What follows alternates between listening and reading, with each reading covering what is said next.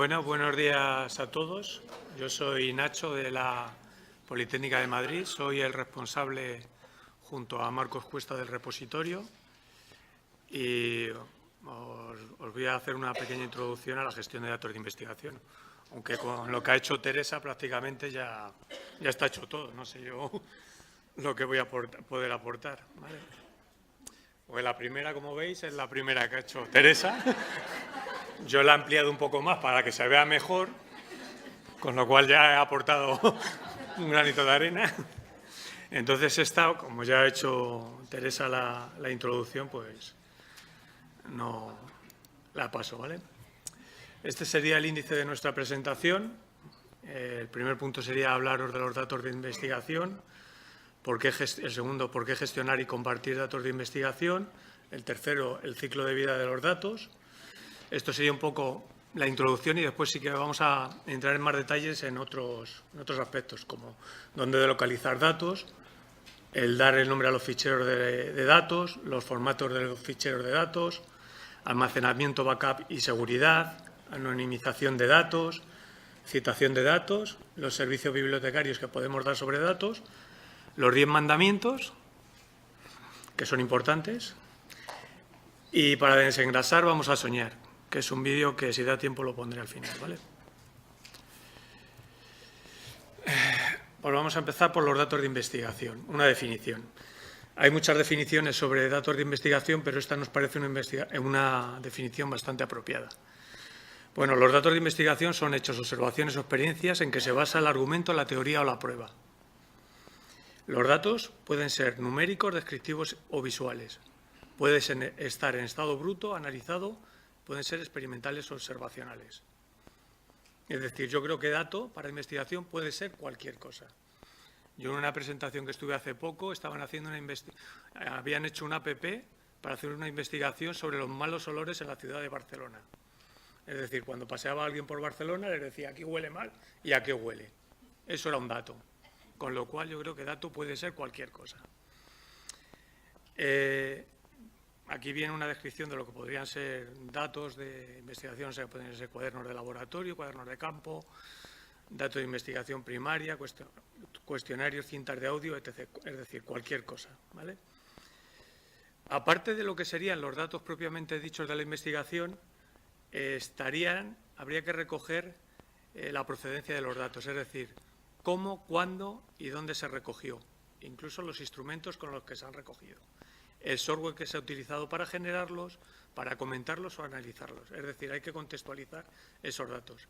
Si simplemente publicamos los datos, pero no sabemos toda esta información de dónde, cómo, cuándo se han recogido, la reproducibilidad no va a ser posible.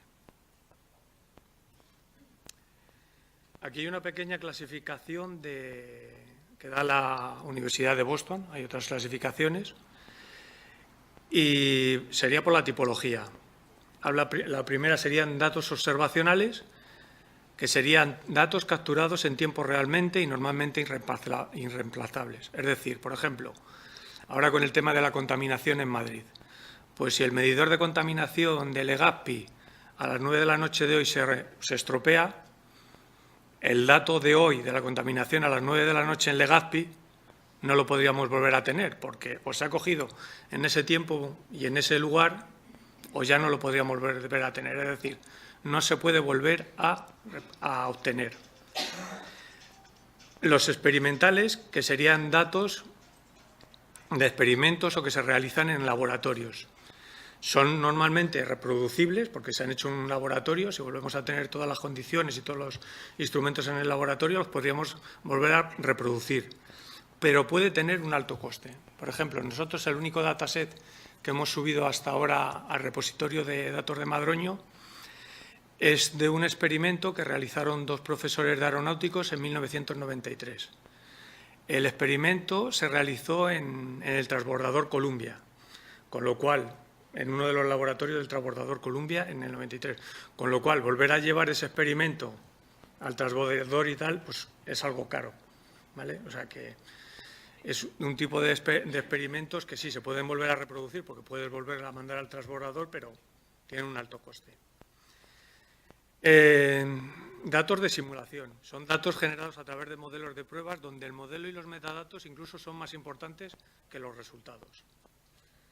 Datos derivados o compilados. Resultados de combinar o procesar datos, raw datos, que son los datos originales. Pueden reproducirse, pero también tienen un alto coste. Datos referenciales, que son sumas o colecciones de pequeños datasets. Yo creo que estos han sido los primeros que se han publicado. Suelen ser estar públicos, que son, por ejemplo, los bancos de datos genéricos. No se te escucha, no sé si es que falla ese micro. ¿Puedes hablar ahí? Bancos de datos genéticos.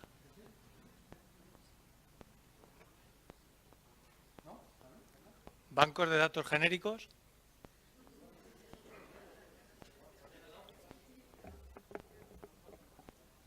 Bancos de datos genéricos, ahora.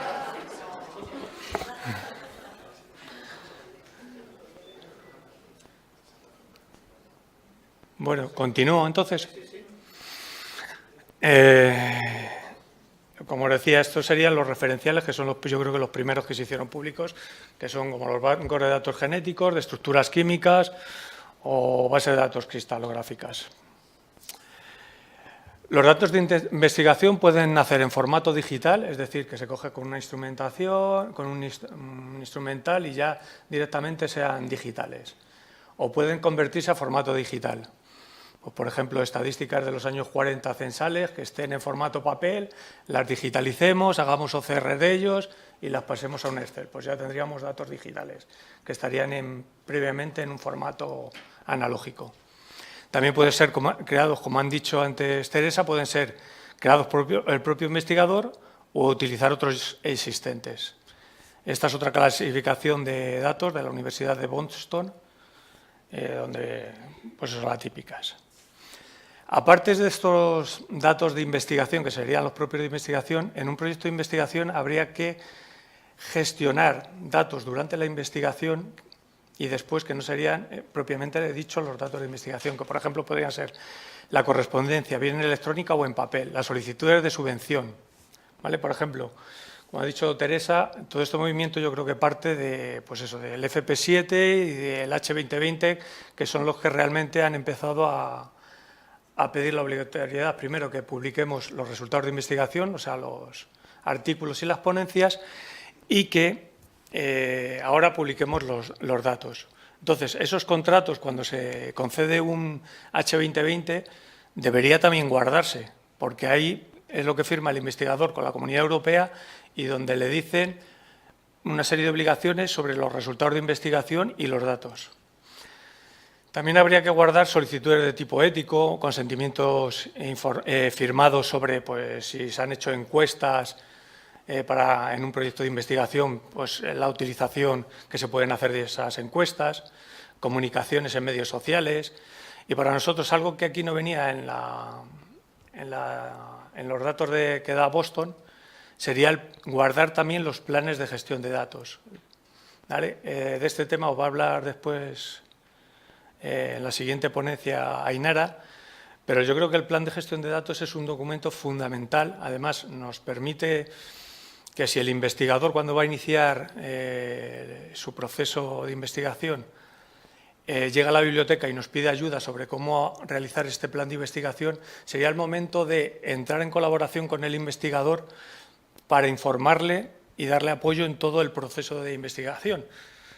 Porque desde que se les concede una ayuda o subvención hasta que se publican los datos de investigación pueden pues pasar 2 o 3 años y durante todo ese periodo se están produciendo una gran cantidad de datos que si no les informamos de cómo tienen que guardarlos, o sea, dar los nombres de los ficheros, formatos que tienen que utilizar, etc., al final de la investigación nos podemos encontrar con una cantidad de información que no sabremos cómo manejar, porque nos dirán, bueno, pues aquí tenemos 2.000 ficheros que no hemos organizado, que no sabemos lo que tienen, que no sabemos si este formato es bueno para prepreservación, para publicación.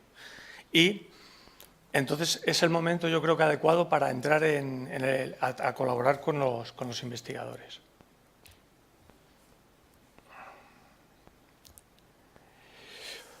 ¿Por qué gestionar y compartir los datos de investigación? Este sería otro apartado que yo creo que es fundamental por aquí. Ahí estamos para eso, para saber por qué tenemos que gestionar estos datos que se producen y por qué los tienen que compartir los investigadores. Aquí os damos una pequeña definición de lo que son los datos sobre lo que es la gestión de datos de investigación del Research Data Management de Oxford. Y la gestión de datos de investigación es un concepto que abarca las tareas de organizar, estructurar, almacenar y cuidar los datos utilizados durante un proyecto de investigación. ¿Esto qué incluye? Planificar cómo se cuidarán los datos, cómo se gestionará la información día a día, es lo que os decía de que se inicia el proyecto, pero durante 3 años hay un día a día que trabajar con estos datos, y qué ocurre con los datos a largo plazo cuando se ha concluido el proyecto.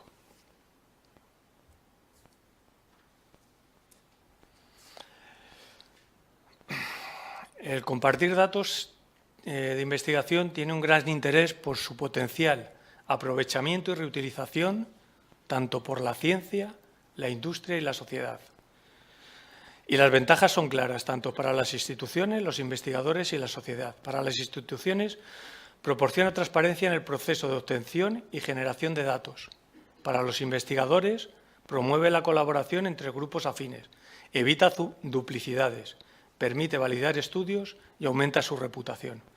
Y yo creo que esto es lo que debemos hacérselo ver a los investigadores, porque si no tenemos muy difícil el trabajar con ellos, ¿vale? O sea, tenemos que, como ha dicho Teresa, que no les vamos a meter en un proceso burocrático, sino que les vamos a ayudar para que puedan validar sus estudios, puedan aumentar su reputación, puedan encontrar grupos afines con los que trabajar y evitar duplicidades en su trabajo mediante la publicación y gestión de los datos de investigación. La sociedad, ¿qué consigue? Pues mejorar su confianza en el sistema científico, pues supone un ejercicio de transparencia, rendición de cuentas y responsabilidad en el uso de la inversión I+D. Y de forma general, ¿qué se consigue con la gestión y la compartición de datos? Aumentar las posibilidades de trabajar con grandes volúmenes de datos y hacer análisis estadísticos ciegos. Estimular descubrimientos adicionales. Como había comentado antes, permite establecer nuevas colaboraciones entre usuarios de datos y aquellos que las generaron. Permite la comprobación previniendo fraudes, es decir, dar transparencia a todo el proceso de investigación. Fomenta también la validación de métodos de investigación. Evita la repetición de costosos proyectos que utilizan las mismas intervenciones que se utilizaron previamente. Aumenta la visibilidad y el impacto de la investigación. Aporta recursos para la educación y la formación. Y además, lo que permite también es cumplir con los requisitos de los financiadores y de las revistas. Como ha dicho Teresa, el H2020 en el proyecto piloto solo pedía unas cuantas áreas publicar los datos siempre que fueran posibles, pero ahora va a ser obligatoria para todas las áreas científicas. Y yo creo que realmente, aunque por mucho que nosotros pongamos en empeño y tengamos todas esas cualidades que mostraba Teresa en la última de habilidades, de su presentación de habilidades, de saber de esto y de tal, si realmente los financiadores de la investigación no les obligan a los investigadores a publicar, nosotros tenemos poco que hacer, porque podremos convencer a un 10% de los investigadores, pero el otro 90% no van a publicar. Son realmente las instituciones y los financiadores los que mediante mandatos pueden hacer que los investigadores publiquen en abierto. Es un mayor número, porque de forma voluntaria yo creo que en España es bastante difícil. Aparte de los financiadores, las revistas, como ha dicho también Teresa, están ahora mismo obligando a aquellos investigadores que quieren publicar un artículo en sus revistas, les obligan a que publiquen los datos de investigación en que se basa su artículo, bien que los publiquen en repositorios institucionales, en la propia revista o incluso en revistas de datos que se han especializado en publicar en datos de investigación solamente. Hay ciertos datos de investigación que no se pueden publicar y hay una serie de limitaciones que hacen que sea imposible que se publiquen estos datos de investigación. Por ejemplo, la protección de información personal. A veces, mediante la anonimización de esta información personal, podemos hacer que estos datos se publiquen, pero habría que hacer un proceso de anonimización. Y en algunos casos, incluso con este proceso, tampoco se podría llegar a publicar. Que tengamos leyes de confidencialidad, que estemos hablando de datos sobre especies en peligro, que haya detrás de ellos una propiedad industrial por motivos comerciales y de seguridad, que en nuestro área, en la Politécnica, pues hay muchas investigaciones que detrás de ellas hay un uso comercial e industrial y hace más difícil que se publiquen estos datos. Una protección de recursos genéticos, un periodo de uso exclusivo de datos de investigación y, como ya os comentaba, en las disciplinas que tenemos en la Politécnica es más difícil, yo creo, que publicar datos porque hay problemas de propiedad industrial y comercial que en otras áreas, por ejemplo, en humanidades, yo creo que son áreas en las que se pueden publicar más fácilmente datos. Aquí hay un enlace a unas buenas prácticas sobre investigación de un comité científico sobre la Antártida.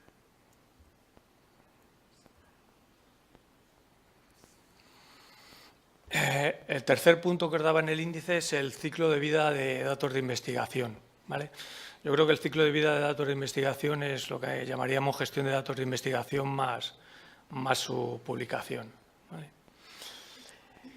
La primera es una definición del GIS, en la que dice que el ciclo de vida de datos son todas las etapas de la existencia de la información digital desde su creación hasta su destrucción. La segunda es del Data One, que dice que el ciclo de datos proporciona una visión general global de las etapas involucradas en la gestión, preservación de datos para su uso y reutilización. Y que del ciclo de gestión de datos existen muchas diferentes versiones, que veremos después. Cuando se habla de gestión de datos de investigación, hemos de tener en cuenta cuál es el ciclo de vida de los datos y cuál es el proyecto de investigación asociado. Cada etapa requiere consideraciones, actividades y prácticas distintas, con el objetivo de preservar, permitir el acceso y uso de los datos una vez completado el proyecto. Se trata de optimizar los datos que estarán accesibles para su reutilización. Bueno, aquí hemos metido otra de las infografías de la cual ha hablado antes Teresa, que la verdad es que están muy bien, en la que da un modelo de ciclo de vida de datos. En la parte primera, pues habla de la planificación de datos, en la que se diseña, se planifica y se empieza a recoger datos, como ya había dicho Teresa. Se asignan unos metadatos para su descripción, proceso y archivo y se usan una serie de estándares y copias de seguridad para seleccionar, preservar y acceder. Y por fin, la compartición y reutilización, en la que hay que tener en cuenta el acceso, la utilización, las licencias y uso ético. Este sería otro de los modelos más extendidos, que es el del Data Curation Center, en el que en el centro veis que está el objeto digital, un plan de preservación y según vamos subiendo de capas, pues van dando las acciones que habría que hacer en todo el ciclo de vida. Aquí pues empezaría con la creación o recepción de datos, con la evaluación y selección, la ingesta, la preservación, el almacenamiento, acceso, uso y reuso. Y reutilización, ¿verdad? Este sería el mismo modelo, pero aquí se meten lo que serían las políticas y los actores que participarían en el ciclo de vida de los datos. En los actores que han metido aquí pues están los creadores, los curators y los usuarios.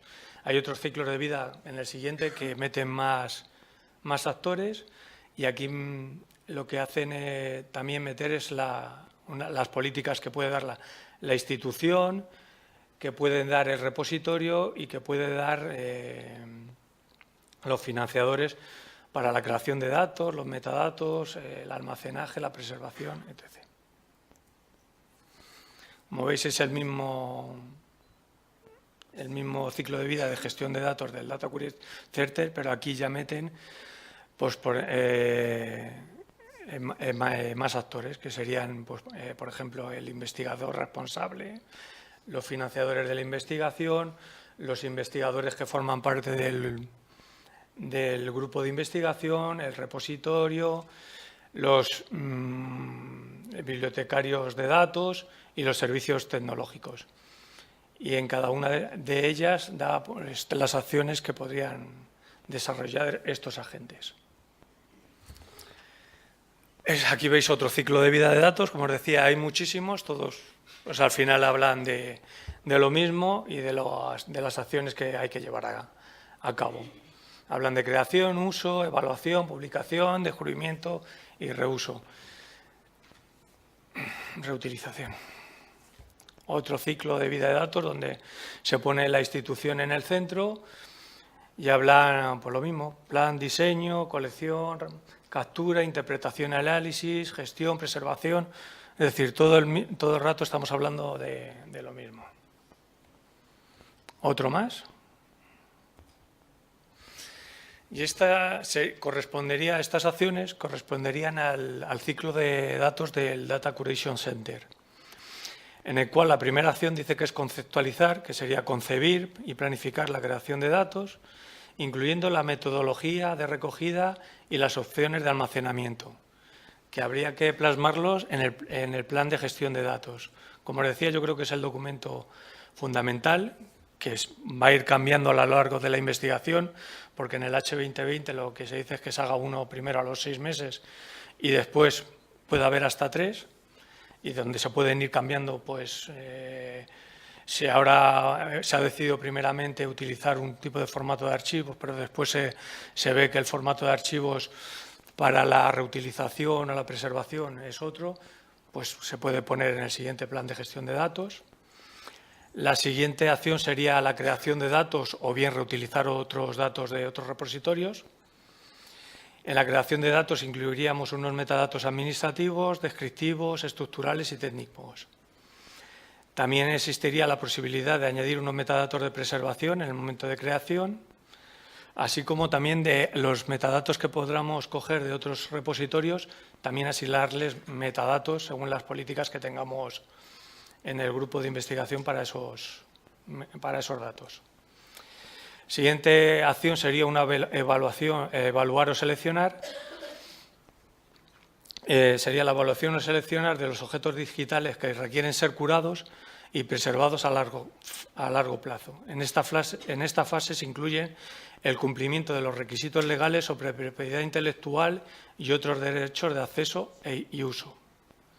La siguiente acción sería ingestar, que sería transferir los datos a un archivo, repositorio, centro de datos o otros centros de custodia, cumpliendo las recomendaciones documentadas, las políticas institucionales o de los financiadores o los requisitos legales. Las siguientes acciones serían la preservación, sería acciones a realizar para asegurar la preservación a largo plazo, la conservación auténtica de la naturaleza de los datos. Las acciones de preservación deberían asegurar que los datos son auténticos, fidedignos, usables, a la vez que mantienen su integridad. Estas acciones incluyen limpieza de datos, validación, asignación de metadatos de preservación, asignación de información descriptiva y asegurar las estructuras adecuadas de los datos y de los ficheros. El almacenamiento de los datos sería otra acción. Y, por fin, el acceder, utilizar y reutilizar. Asegurarse de que los datos son accesibles tanto para los usuarios creadores como para los que vayan a reutilizarlos en el futuro. Es decir, cuando se dice de acceso a los creadores, no solo a los datos una vez que ha finalizado la investigación, sino que durante la investigación los usuarios, los investigadores deberían tener acceso a estos datos de investigación, ¿vale? Y por último, la transformación, que sería la creación de nuevos datos desde los originales, migrándolos de formato o creando subconjuntos de ellos. También a veces habría que hacer una serie de acciones ocasionales. Una de estas acciones ocasionales que a veces hay que llevar a cabo es eliminar los datos que no han sido seleccionados para su conservación. Normalmente los datos pueden ser transferidos a otro archivo, repositorio, centro de datos o otro de custodia. Pero en algunos casos hay datos que tienen que ser destruidos. Y en algunas ocasiones la destrucción de estos datos debe hacerse de una forma segura por razones legales. Otra de las acciones que se puede llevar a cabo ocasionalmente es devolver datos que no cumplan los procesos de validación para su posterior evaluación y reselección. Es decir, muchas veces cuando se está tomando muestras con un instrumental puede ser que el instrumental esté mal calibrado o esté dando fallos y los datos que nos estén dando sean malos y haya que volver a tomar muestras. Porque el instrumental esté mal calibrado y haya tomado datos erróneos. También otra de las acciones ocasionales que hay que llevar a cabo es migrar a un formato diferente. ¿Por qué se hace esta migración? Para garantizar la integridad de los datos ante la obsolescencia de hardware y software. ¿Esto por qué es? Yo creo que todos nos habremos encontrado que, nosotros por lo menos, que teníamos tesis que nos habían entregado en CD-ROM en los años 90 y cuando hemos ido a abrir estos CD-ROM no podíamos abrirlos bien porque la copia estaba, el fichero era un WordPerfect del año no sé cuánto que no hemos podido recuperar o bien simplemente porque el CD, el soporte, no era legible por nuestros lectores de CD-ROM o DVD. Por eso siempre hay que tener en cuenta que periódicamente hay que comprobar que los ficheros los formatos de los ficheros siguen siendo accesibles a través del software que tenemos y del hardware que utilizamos. Bueno, en el ciclo de vida de datos ya hemos visto antes unos ciclos de vida del DCC en el que daban una serie de actores. En esta diapositiva vemos los actores que da OpenAIRE. Como ha dicho antes Teresa, es el recolector a nivel europeo de todos los repositorios de nuestras universidades. Entre estos actores están el investigador principal. Estos actores que dan ellos están pensando sobre todo en los proyectos de investigación que financian ellos, donde siempre en un proyecto de investigación hay un responsable principal de una institución, aunque después en este proyecto de investigación colaboren otras 20 instituciones. Entonces, este investigador principal que ellos llaman es el coordinador de este proyecto, que sería el responsable último de los datos y de su gestión. Hay investigadores que se toman muy en serio todo el tema de esta responsabilidad, tanto en la publicación de sus resultados de investigación, y hay otros investigadores que no se lo toman tan en serio, ni la publicación de los resultados, ni de la gestión, ni de los datos de gestión. Aparte de este investigador principal, están los investigadores, asistentes de investigación o gestores de datos, que son los involucrados día a día en la gestión de datos. Serían los que ha llamado Teresa los data scientific, ¿vale? Que en todos los grupos de investigación debería haber un responsable de gestionar el día a día de todos estos datos de investigación. Otro de los actores sería la institución, ¿vale? La institución sería, por ejemplo, la universidad, nuestras universidades, que son las que dictan y ejecutan las políticas de datos y deberían concienciar sobre la importancia que tiene la gestión de datos. Otro de los actores son los servicios de apoyo a la investigación que existen en nuestras universidades, que serían la biblioteca, los servicios informáticos y los servicios legales. Estos actores tendrían entre sus funciones proporcionar datos externos, herramientas de acceso, almacenamiento seguro, asesoramiento legal y ético, citación de datos, metadatos, acceso, licencias, requisitos de financiadores, concienciar y promocionar. Estas serían las labores que deberían hacerse desde los servicios de apoyo a la investigación, biblioteca, informática y los servicios legales. Otro de los actores serían los financiadores, es decir, la Unión Europea, la Comunidad de Madrid, Mineco o el ministerio que financie la investigación aquí en España, que debían fomentar las buenas prácticas, invertir en infraestructura, concienciar y promocionar. Otro de los actores que contempla OpenAIRE serían los editores académicos. Los editores académicos serían los editores de las revistas que ahora mismo, como os había comentado antes, exigen la publicación de los datos una vez cuando se publican los artículos. Otro de los actores serían los repositorios de los datos de investigación, en este caso el repositorio que hemos montado en Madroño para todos, que tendría como labores preservar los datos a largo plazo, proporcionar identificadores persistentes, que el repositorio de Madroño los proporcionará, y herramientas para el descubrimiento de datos. Otro actor sería los servicios nacionales de Open Access, que proporcionan asesoramiento sobre acceso abierto y publicaciones en el contexto de los proyectos H2020. En España sería la FECIT. Aquí hay una serie de buenas prácticas que da DataOne, que es uno de los organismos de referencia respecto a la gestión de datos. Y entre estas buenas prácticas estarían la asignación de nombres descriptivos a los ficheros, que después veremos más detalladamente, tareas de backup, compatibilidad en la integración de datos, definición de tareas y roles en los equipos de investigación de datos, que yo creo que es algo fundamental, el establecimiento de unos roles para que se haga una buena gestión de datos, la descripción de técnicas de medición de datos, tareas de control de calidad de estos datos, identificación del software y del hardware más adecuado para el proyecto, presupuestar todas estas actividades, que es algo que H2020 parece que va a introducir también, el dar un dinero para que los investigadores puedan, pues eso,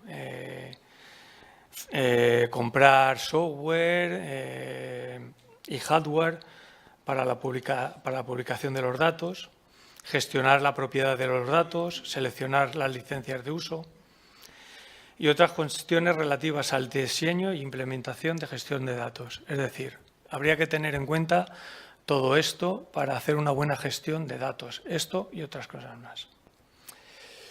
Otro de los puntos que iba a hablar en esta presentación era de cómo localizar datos. Esta es una relación de buscadores de datos. El tercero está el de OpenAIRE, que yo creo que es uno de los más importantes. Después está el de DataCite, que por ejemplo buscan los datasets de las instituciones miembros de DataCite. DataCite es un organismo que se encarga de dar DOIs a los datos. Es decir, aquellos repositorios que publiquen datos y quieran que estos datos tengan un DOI, pueden acudir a DataCite para que asigne DOIs a estos datos. El repositorio que se ha montado en Madroño está conectado directamente con DataCite y cuando publicamos un dataset en este repositorio, directamente DataCite le asignan DOI. Esto pasa con todas las instituciones que trabajan con Datacite, con lo cual Datacite tiene todos los metadatos de estos datasets y este metabuscador que tienen busca sobre todos estos metadatos que le enviamos a Datacite cuando le solicitamos un DOI. Aparte está también otro que a mí me parece interesante, es el que tiene Elsevier, que de momento está en abierto. Cualquier día le cerrarán y cobrarán por él, pero de momento está en abierto. Y yo lo he estado probando y la verdad que funciona bastante bien. Debajo está el de Thomson Reuters, que este no se puede acceder a él, debe ser de suscripción. Y yo no he podido entrar porque no le tenemos suscrito.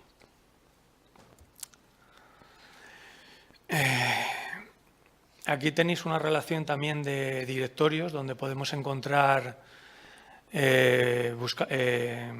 sitios donde se publican datos. El más importante es el primero, R3 Data, que recoge como unos 1.500 repositorios de datos. Después hay otra serie de directorios que además también algunos funcionan como agregadores y se puede buscar sobre ellos porque recogen los metadatos de los repositorios. Aquí destacaría también el último, que es sobre datos de medicina y se puede buscar sobre diferentes repositorios de medicina.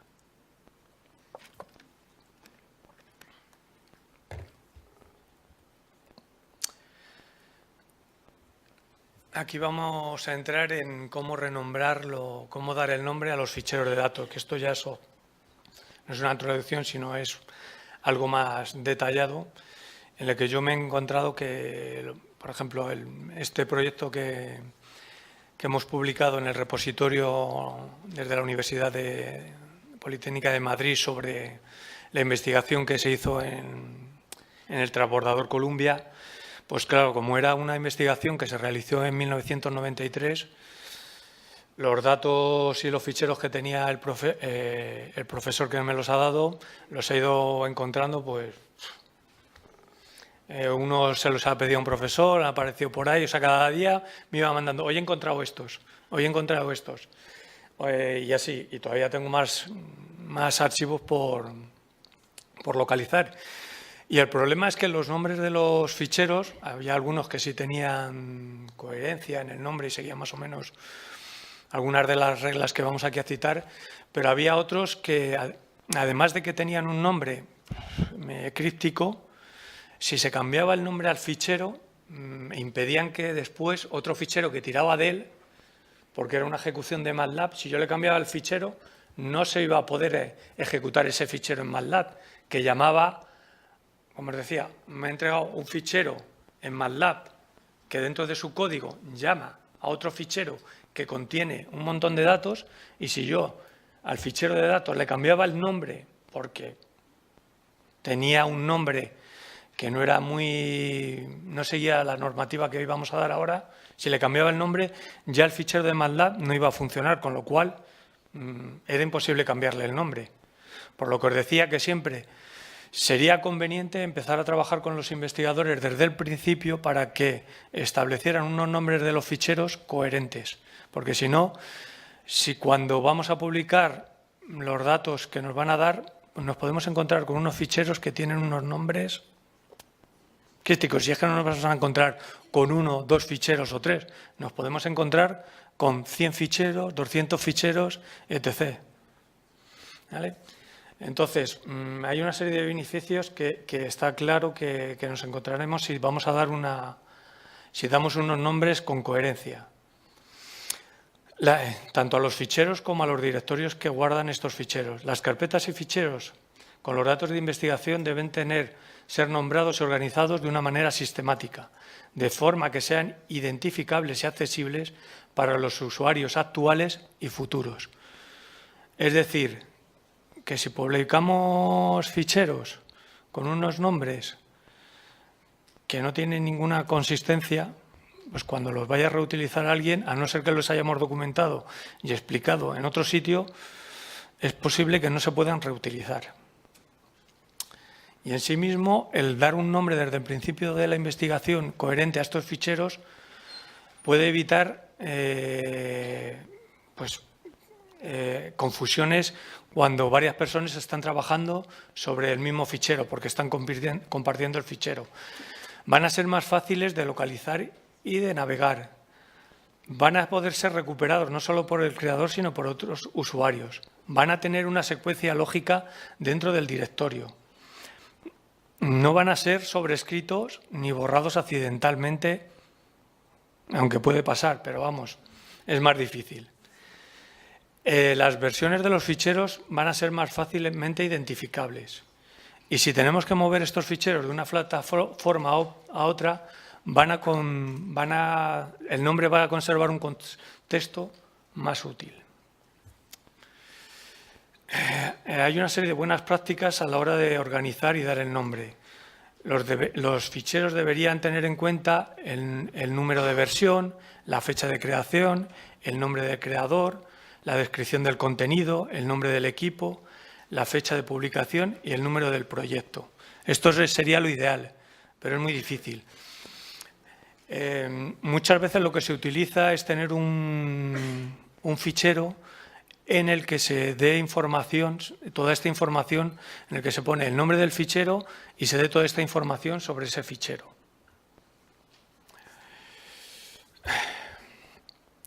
Otras recomendaciones son elegir el nombre que sea suficientemente descriptivo del contenido. Por ejemplo, usando una parte de la referencia bibliográfica del trabajo. Se debe evitar usar como nombre de ficheros números, ya que no son suficientemente descriptivos. Evitar el uso de caracteres especiales como coma, punto, dos puntos, punto y coma, mayor, menor, interrogación, etc. Usar el guión bajo y no dejar espacios. No superar los 32 caracteres en los nombres. Cuando estemos usando para dar el nombre a las versiones, utilizar V01, V02. Añadir las extensiones de los ficheros. Cuando añadamos fechas, seguir el patrón año con 4 dígitos, mes con 2 dígitos y día con 2 dígitos. Descartar o eliminar versiones obsoletas, pero siempre conservar el original o copia en bruto. Porque si por ejemplo, hemos perdido versiones del analizado, del transformado, de los datos originales, siempre que tengamos los originales y sepamos los procesos que se han realizado, podemos volver a realizarlos. Pero si perdemos el fichero en bruto y le perdemos, no podemos volver a realizar todos los análisis o derivaciones que hemos hecho. Realizar backups y copias de seguridad. Bueno, con respecto a, por ejemplo, yo en nuestro repositorio, cuando los autores hacen autoarchivo, la verdad que los nombres de los ficheros son de lo más, hay algunos que ponen el nombre de la referencia con acentos, con paréntesis, meten 3 puntos entre medias, meten un punto antes del PDF, del punto de la extensión PDF, etc. Estas son cosas que van a dar problemas si en algún día hay que migrar de versiones, de sistema operativo, etc. Estas cosas hay que evitarlas. Todos los caracteres raros, los espacios entre palabras, etc. ¿Vale? Aquí tenemos unos ejemplos de estas prácticas. Por ejemplo, de limitar el fichero a 32 caracteres. Esto es porque muchas veces cuando hacemos procesos en bash de renombrado, de cambiar en sistemas operativos, etc., los nombres más largos dan problemas. Hay que intentar utilizar solo de 32 caracteres. En la siguiente, por ejemplo, cuando estemos dando nombres de secuencias, si van de 1 a 10, no pongamos 1-10, pongamos 01-10. O si damos 3 secuencias, siempre metemos ceros por delante, porque si no, cuando ordenemos los ficheros, van a estar desordenados. O sea, no se van a ver, no van a seguir la secuencia cuando abramos el explorador para verlos. Entonces, esto parece una tontería, pero cuando manejemos 100 ficheros, va a ser un caos cuál es el primero, cuál es el segundo, cuál es el tercero. Tengámoslos en cuenta. Y esto yo creo que, os decía, cuando el investigador empieza a realizar su investigación, empieza a tomar datos con instrumental, debe tener en cuenta estas cosas, porque si no, después va a ser un lío gestionar todos estos ficheros para nosotros y para ellos. Y son reglas muy básicas. Es decir, metamos 2 ceros delante del 1 cuando vayamos a trabajar con 3 dígitos, cuando generemos ficheros hasta 999. ¿Vale? No utilicemos caracteres especiales como los que vienen aquí, o sea, el ampersand, el euro, etc. Muchas veces el sistema operativo nos va a decir directamente que no nos deja poner, pero es que hay algunos que sí nos los deja poner y vamos y los ponemos. O sea, y los investigadores, vamos, todavía nosotros, siguiendo algunas reglas, nosotros, por ejemplo, desde allí, de vez en cuando, mandamos recordatorios, desde el archivo digital de la UPM, que es el repositorio, mandamos, no uséis estos caracteres, y aún así, pues de vez en cuando se le escapa a la gente el utilizar, y sobre todo lo de poner los acentos en las palabras. Ya sé que somos todos de humanidades o de tal, y nos gusta poner acentito, acentito, acentito en todo. Pues los acentitos en el nombre de los ficheros dan muchísimos problemas informáticamente, ¿vale? O sea, hay que evitar todo eso. Cuando, por ejemplo, aquí el siguiente, no pongamos puntos, utilicemos el guión bajo. Cuando ponemos puntos en el nombre de un fichero, igual, da problemas. Incluso gente que eso, te pone el nombre del fichero y justo delante de la extensión PDF, que ya lleva un punto, te mete otro punto. O sea, es que usemos la lógica a veces. Evitemos los nombres de ficheros genéricos. Por ejemplo, los que te suben, sobre todo los alumnos. Te suben el proyecto fin de carrera y te ponen PFC, tal, pues PFC. O sea, PFC ni de quién no y tal. Pero hay 300 ficheros que se llaman PFCs.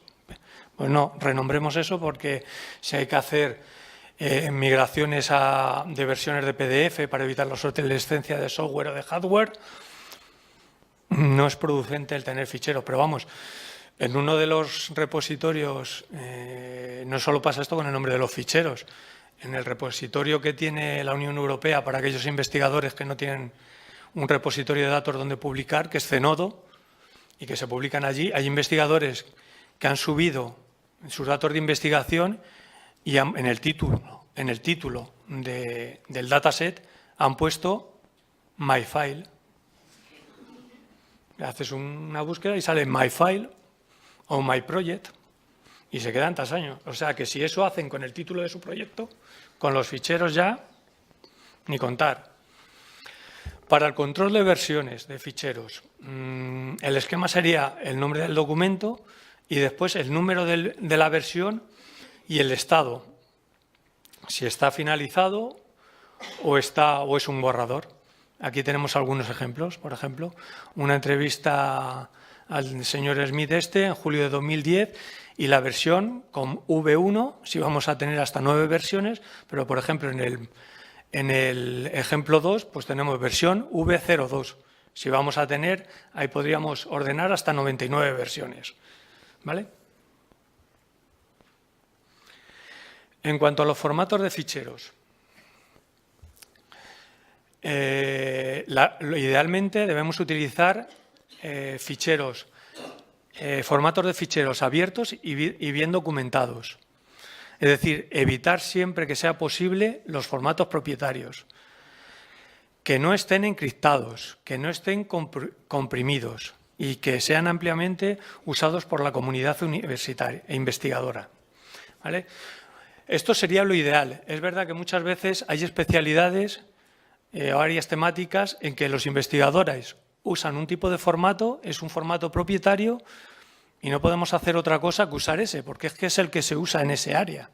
¿Vale? Entonces, lo ideal es esto, pero a veces no se puede hacer otra cosa que usar el formato que se usa en esa área investigadora, de investigación. Aquí tenemos algunos de los formatos. Siempre se suele dar unos formatos como prioritarios, como decía, ideales y otros que son aceptados. Aquí tenemos un listado de ellos que son pues, para datos geoespaciales, para datos cualitativos, para imágenes digitales, para audio, para vídeo, etc.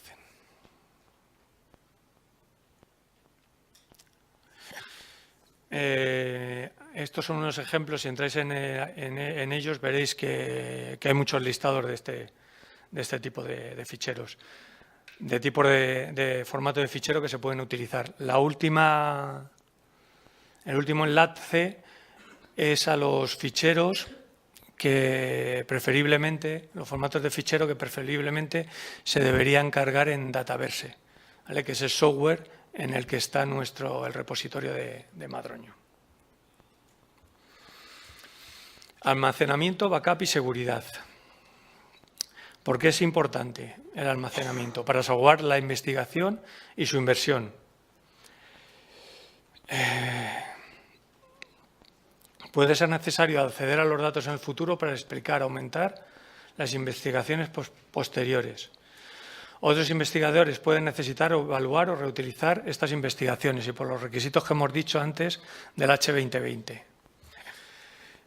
Aquí un artículo en el que se dice que se han hecho, no solo sino se han hecho varios estudios en el que se ha visto que se han perdido el acceso a muchos datos de investigación, bien porque se han perdido estos datos, es decir, como la investigación que decía yo que hemos subido, en el que seguramente se habrán perdido algunos datos de ellos, y porque muchas veces no se puede acceder a los soportes o bien por temas de hardware o de software.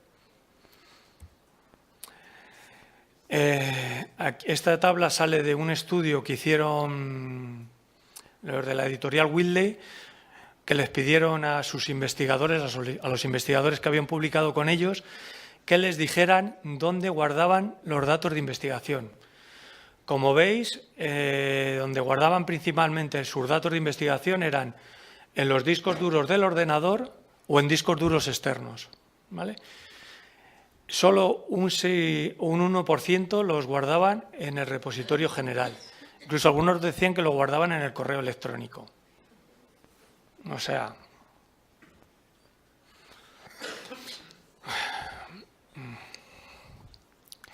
cuando se inicia el plan de gestión de datos, siempre, que os hablarán mis compañeros después, como he dicho, siempre hay que tener en cuenta que se debe tener en cuenta que los datos se van a guardar en un lugar y hay que tener financiación para el lugar donde los vamos a guardar, que bien como hemos dicho antes pueden ser los PCs, un almacenamiento de dispositivo externo,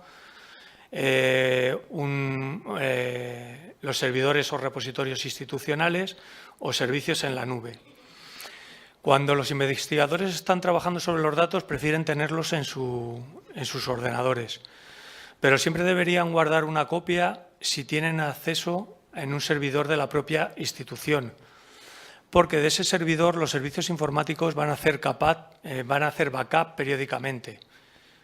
Entonces, sería conveniente que siempre una copia la guarden en servidores de la propia institución.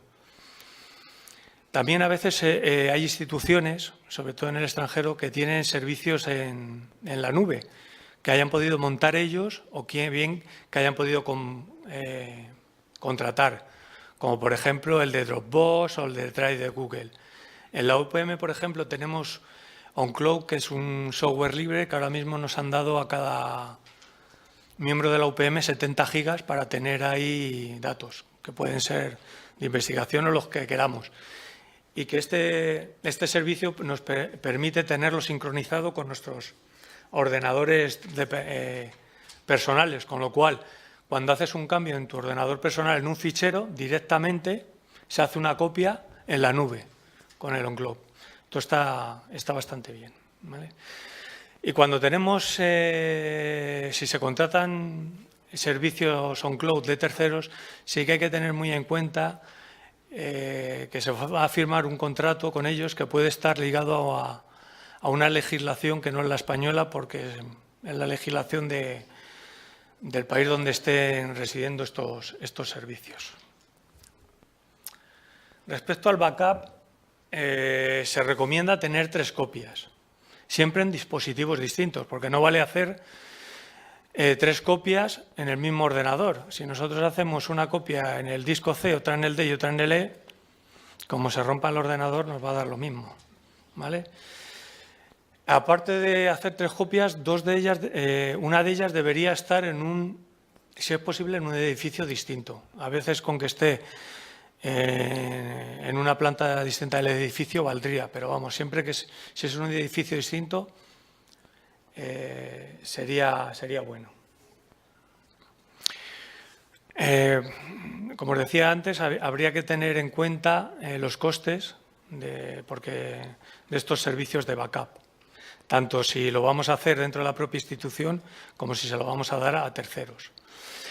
Cuando hagamos backup, los servicios nosotros o los servicios tecnológicos de nuestra universidad tienen software para comprobar que se han hecho los backup, pero a veces también se deberían hacer personalmente chequeos de estos backup para ver que las copias se pueden recuperar, para ver que los ficheros no están corruptos, abrirlos personalmente, etc.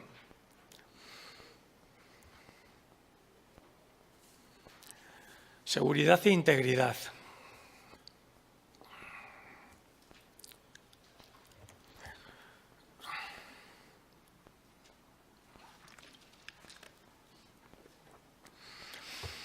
Respecto a este tema, hay que tener una seguridad, sobre todo mientras se está realizando la investigación, de que solo aquellas personas que están trabajando en la investigación tengan acceso a estos datos.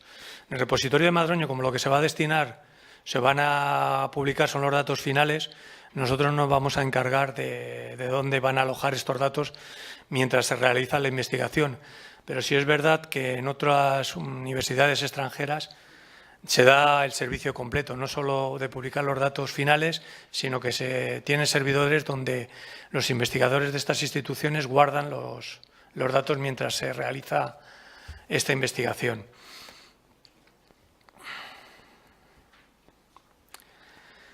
Respecto a la anonimización de datos, sobre todo hay que intentar anonimizar los datos de carácter personal. La Data Protect Act dice que hay unos datos de carácter personal que son más sensibles, que son los de creencias religiosas, antecedentes penales, etc. y otros que, aunque no son tan sensibles, también hay que intentar anonimizar cuando vamos a publicar datos. Existen diferentes técnicas de anonimización. Hay algunas que son directamente eliminar datos, pero hay otras técnicas que son, por ejemplo, la generalización de datos. Por ejemplo, si hemos recogido la fecha de nacimiento de una persona, pues en vez de dar la fecha con día, mes y año, pues dar solo el año. O si hemos recogido la localidad donde vive, pues no dar la localidad, dar la provincia, o sea, dar generalizaciones, dar ambigüedad sobre los datos. En el segundo enlace hay un documento que está en castellano donde habla de todas estas técnicas de anonimización. Otro de los puntos importantes es la citación de datos. Esta es otra de las infografías que han hecho en el grupo de trabajo que ha dicho Teresa, que habla sobre la citación de datos. ¿Por qué es importante citar datos? Porque los datos de investigación los datos son también resultados de investigación, como los artículos y monografías, porque facilitan la investigación, el acceso a los datos y la localización, validación y reutilización, porque permiten reconocer la autoría de los datos, porque facilitan la métrica e impacto y favorecen la transparencia. En este documento también habla de buenas prácticas. Se debe facilitar la identificación, localización y acceso a los datos mediante identificadores únicos y persistentes, mediante el DOI, por ejemplo, que es el que usa el Dataverse de Madroño. Que cada conjunto o subconjuntos de datos debe citarse de manera independiente. Que las citas de los datos utilizados han de aparecer en las secciones de referencias de las publicaciones resultantes.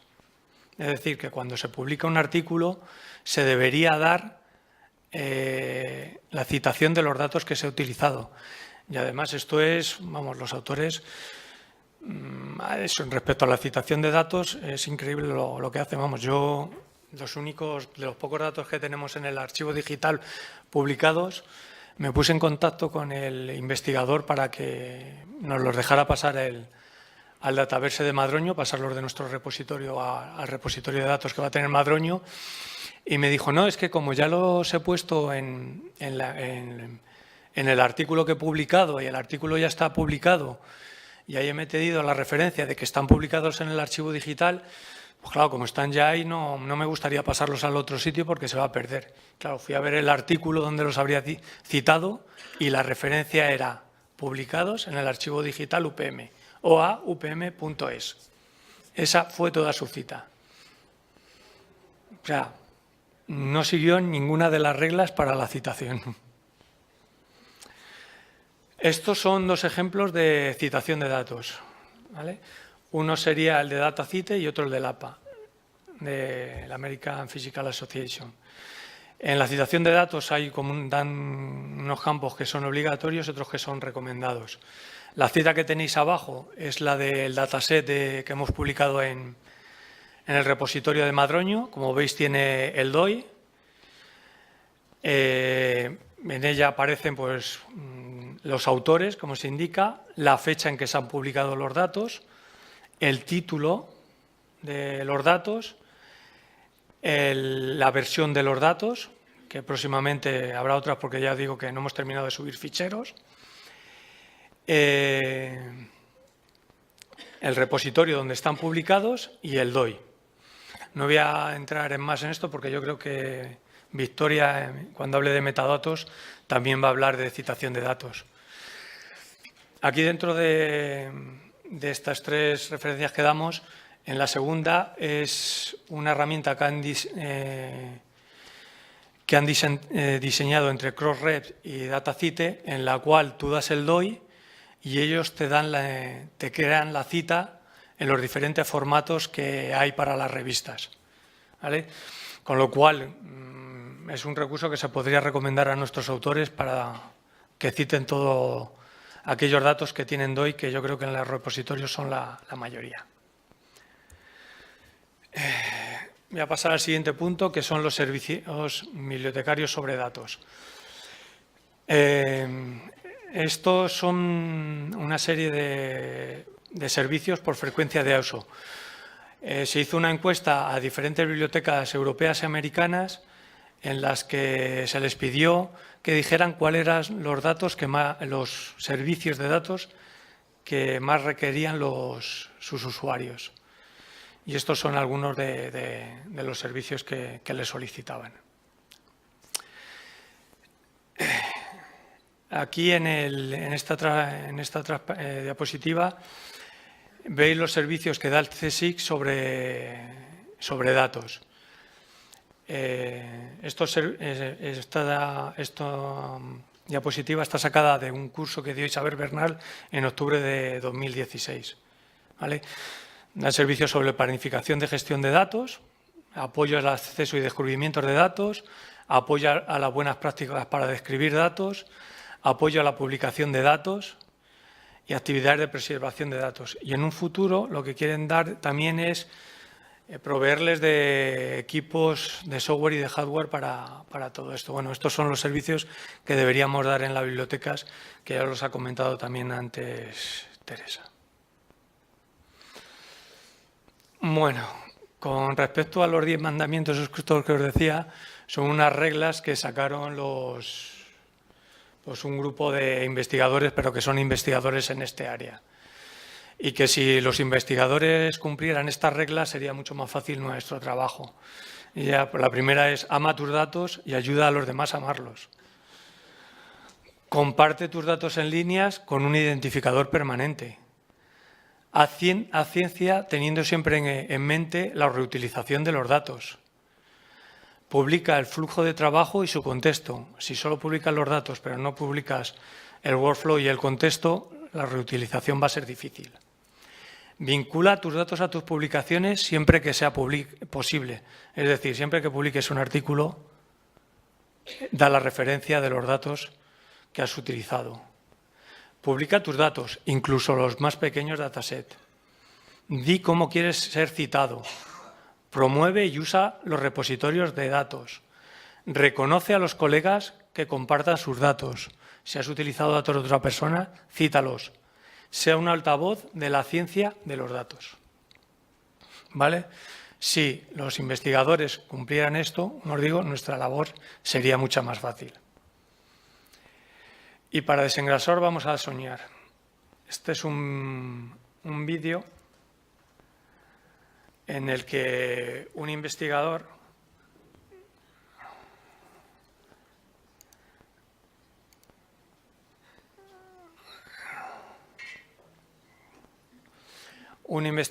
español que ya no se dedica a la investigación habla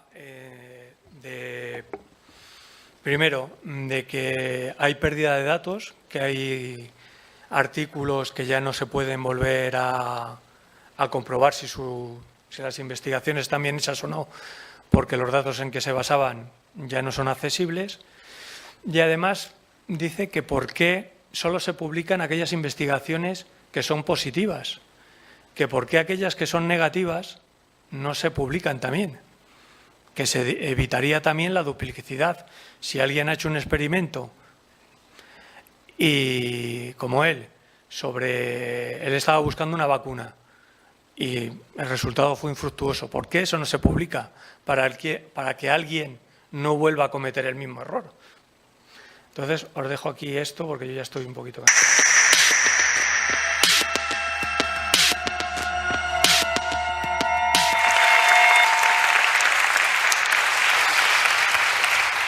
Si tengo que recordar un momento importante y especial para mí en los casi 10 años que pasé en un laboratorio, lo tengo bastante claro. Fue una tarde en un cuarto de bioseguridad. Yo estaba sentado con una bata verde, con 2 pares de guantes y tenía un frasquito con unos protozoos, con unos parásitos que eran leishmanias. Eso era porque en esa época yo trabajaba en una vacuna contra la enfermedad que causaban esos parásitos. Y había terminado mi experimento y lo que tenía que hacer era eliminarlas. Entonces, de forma normal, yo lo que haría sería coger un poco de lejía, echarla dentro del frasquito, precintarlo y tirarlo a un sitio con más lejía. Pero ese día no terminé así. Y ese día no terminé así porque recientemente había venido de Estados Unidos de trabajar en otro laboratorio y un compañero me dijo un día, ¿por qué no les echas solo agua? El agua debería de matarlas. Y fue como, ¿cómo? O sea, ¿por qué? Y fue como, ¿no te acuerdas de nada de la carrera? ¿Tú no has estudiado lo que es la osmosis? Os lo explico. Las leishmanias son como espermatozoides, son células y son así como muy achataditas. Entonces, como todas las células, tienen un alto contenido en agua y también en sales.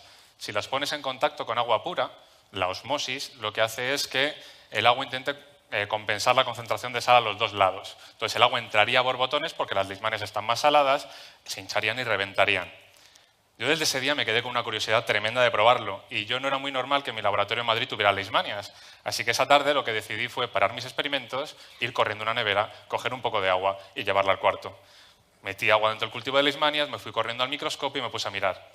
Las leishmanias empezaron poquito a poco a hincharse, a hincharse, a hincharse, se quedaron como globos, pero no estallaron.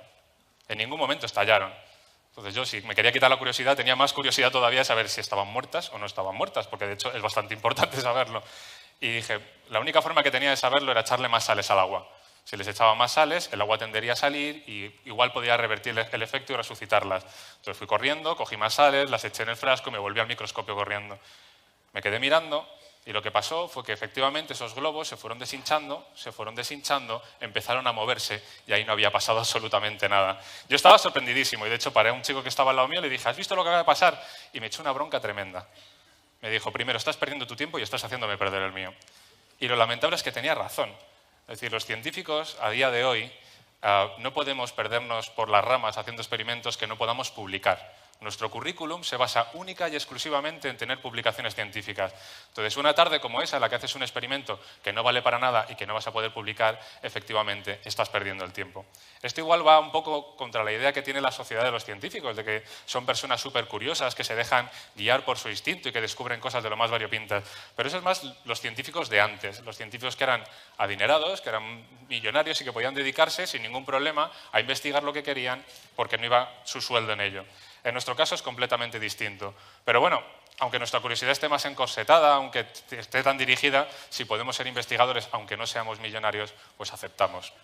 El problema es que con con esta urgencia y esta necesidad constante que tenemos de publicar cada vez más y cada vez más seguido, la ciencia está dejando de ser también 100% rigurosa.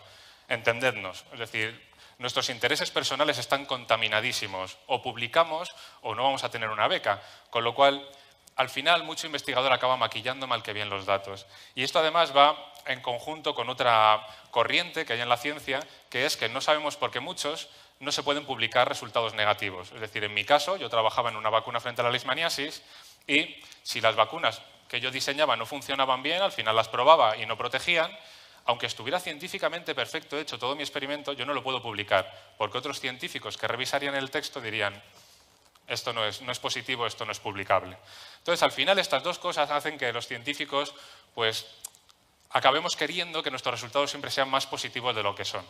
Hace unos cuantos años, como 4 años, un par de empresas decidieron ver cómo de buenos somos los científicos autocontrolándonos en este maquillar los datos. Y los resultados fueron realmente llamativos. Cuando intentaron replicar de mi área, de biomedicina, una serie de artículos, en uno de los casos, que es el más positivo, consiguieron reproducir y repetir desde las publicaciones solamente el 30% de los artículos científicos. Es decir, el 70% de los otros artículos no podían repetirse. Más lamentablemente, otra empresa hizo el mismo caso en un montón de estudios de las revistas de cáncer más punteras. Solamente el 11% se pudieron repetir. Pero bueno, estamos otra vez iguales. Si tenemos que perder la curiosidad, vale. En este caso, los científicos ya hemos aprendido que el resto de nuestros colegas igual no dicen siempre el 100% la verdad y hay algún problema, con lo cual pues seguimos con ello. Otro problema que tenemos es que la ciencia tiene que ser novedosa y en eso yo creo que estamos todos de acuerdo y es algo bueno. Pero para un investigador es un problema, porque tú no puedes redescubrir lo que ya ha descubierto otra persona, ¿vale? Y eso es fácil. Pero imaginaos que yo estaba trabajando en mi vacuna de leishmania, pero en otra parte del mundo otro investigador tiene exactamente la misma idea que yo, la lleva en paralelo, estamos los dos un par de años trabajando y él consigue, porque le salen mejor los experimentos, publicarlo 2 años antes que yo. Yo ya no puedo publicarlo. Yo me quedo sin esa publicación en mi currículum, sin 2 años de trabajo. Con lo competitiva que es la ciencia a día de hoy, sin 2 años de trabajo igual te quedas fuera. Y esa es la triste realidad con la que veo muchos de los investigadores. Un sistema que inventamos los investigadores para comunicarnos entre nosotros nos está empezando a entorpecer. Mucha gente ahora mismo lo que vive es con las cartas pegaditas al pecho, que nadie sepa lo que estoy haciendo en mi laboratorio, porque si lo saben, igual me lo copian, lo publican antes que yo y me quedo fuera. Como veis, no es un plato de buen gusto y encima, últimamente me he dado cuenta que también es una cosa que va con nuestra comunicación con la sociedad. ¿Cuántos artículos se publican al año? ¿Lo sabéis? Se publican 2,5 millones de artículos científicos en 28.000 revistas. ¿De cuántos de esos artículos os llegan a vosotros noticias? ¿Cientos? ¿1000 noticias al año científicas podéis ver, por ejemplo? Hay una diferencia enorme entre lo que hacemos en los laboratorios y lo que llega a la sociedad.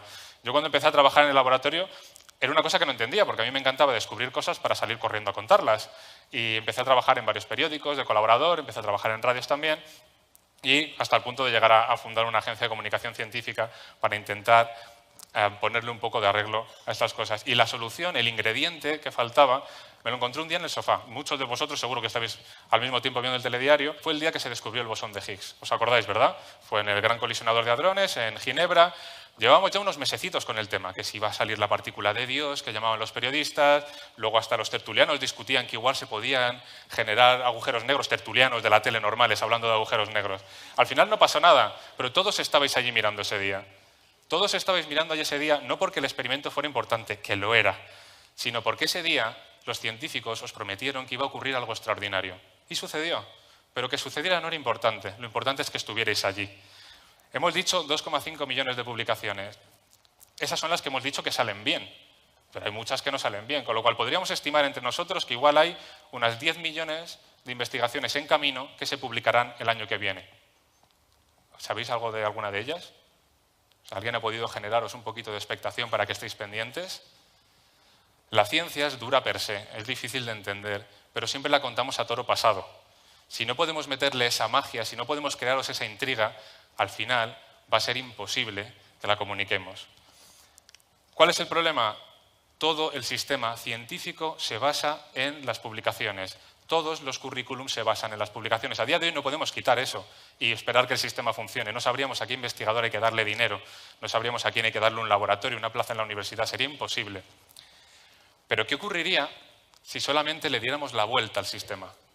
¿Qué ocurriría si en vez de esperarnos y publicar resultados al final, empezáramos publicando ideas? Los científicos se llevan la mano a la cabeza, pero es la misma metodología que siguen para conseguir financiación.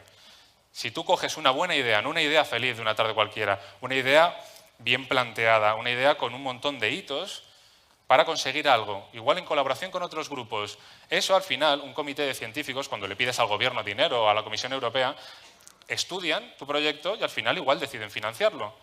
Si es tan bueno como para ser financiado, ¿por qué no podemos hacer partícipe al resto de los científicos de esa idea y al resto de la sociedad? Imaginadlo por un momento. Tendríamos todos los ingredientes necesarios para que vosotros os entusiasmarais. Tendríamos todo lo necesario para generar expectación. Tendríamos una idea, hitos, y diríamos que dentro de un tiempo vamos a hacer algo extraordinario. Para los investigadores sería también un alivio enorme. Entendednos, o sea, estaría publicada ya tu idea con una lista de hitos, pero tu idea ya está publicada. Nadie te la va a chafar en el otro lado del mundo. En todo caso, si otro investigador viera tu idea y dijera, eso lo iba a publicar yo ahora, tengo hechas parte de ese trabajo, podría decirte, oye, ¿puedo colaborar contigo? Oye, los hitos 2, 3 y 4 los tengo ya hechos, ¿por qué no los hacemos juntos? Y tú tendrías que empezar en el punto 5, iríamos mucho más rápido. La ciencia podría avanzar mucho más rápida porque eso sería colaboración a tiempo real, evitando duplicaciones. Cada año la comunidad científica crece y los recursos se recortan. Tenemos que ser lo más eficientes posibles en ello. Y os he comentado el problema de los resultados negativos. Ahora no tendríamos por qué escondernos. Si tú dices, voy a hacer estas 10 cosas, y vas publicando una a una, esas partes una a una, y llega un momento en el que la ciencia es fracasar, la ciencia es encontrarte con un montón de errores que no contabas con ellos al principio. Si llegaras a ese momento, no podrías esconderte, tendrías que publicarlo. Sería una buena forma de obligarnos a hacer una ciencia totalmente transparente. Y es más, podríamos volver a la curiosidad, porque a día de hoy no sabéis lo que es vivir para un investigador y buscar en un buscador los términos de su investigación, vacuna, leishmanias, y rezar porque nadie te haya chafado el artículo. Ahora sería distinto. Ahora sería entrar y decir, voy a ver qué están haciendo mis colegas, cuáles son las ideas nuevas de este mes, en cuáles puedo colaborar. Igual no tengo que empezar yo una línea, igual puedo picotear de lo que hay. Yo creo que sería bueno volver a un sistema en el que volviera la curiosidad, sería bueno volver a un sistema transparente en el que usáramos los recursos de la mejor manera y sobre todo con todos vosotros. Yo dejo la idea aquí hoy. Hoy tiro la toalla, tiro el guante a ver si alguien lo recoge. Habría que poner una serie de hitos también, ¿no? Si ya que sacas la idea, pues poner cosas. Normalmente cuando uno monta una publicación, una de las primeras cosas que tiene que hacer es montar un advisory board, es tener un grupo de científicos que con su peso avalen el proyecto. A mí me gustaría contar con uno, a ver si me da tiempo y no se ha jubilado. Se llama Peter Agre. Es un investigador que hace ya un montón de años trabajaba buscando el factor RH sanguíneo, intentando saber cómo funcionaba y aislarlo. A Peter le ocurría una cosa siempre que hacía experimentos. Siempre se le contaminaban con unas proteínas que no sabían de dónde venían. Y siempre era lo mismo, siempre era la misma contaminación. Llegó un punto que a ese señor le picó tanto la curiosidad ir detrás de esas proteínas que acabó descubriendo que esas proteínas eran las acuaporinas. Son los canales de agua que tenemos en las células, esas que permiten en la osmosis que el agua pase para equilibrar las concentraciones de sales. Fue totalmente revolucionario, le dieron el premio Nobel gracias a ello, porque están en las plantas, porque están en todos vosotros regulando el agua que entra en todos los órganos. Son fundamentales para muchas cosas. Yo, en mi parte de comunicación científica, tuve el placer de entrevistar a Peter Agre hace unos años en Alemania. Y me dijo que no solamente era eso, que no solamente estaban en las plantas y en todos vosotros, que también estaban en los protozoos, que era importantísimo para ellos. Me decía, piensa que es que si no, cuando entraran en contacto con el agua, estallarían. Y eso no se lo pueden permitir estos pequeños bichos. Ahora, él estaba trabajando en diseñar fármacos que fueran directamente a por estos canales de agua para poder debilitarlos y poder tener una cura frente a la malaria antes. A mí casi se me cae el micrófono mientras que estaba en la entrevista, porque me acordé de aquella tarde estúpida en la que yo me dedicaba a jugar con leishmanias y un poquito de agua, a ver qué sucedía. Y de hecho me volví a casa dándole vueltas a que quizás todos vosotros y todos los investigadores se merecen un sistema de publicación distinto, que nos permita comunicarnos mucho más fluidamente, que nos permita teneros a todos vosotros expectando y que nos devuelva la curiosidad. Muchas gracias. Bueno, pues nada. A desayunar.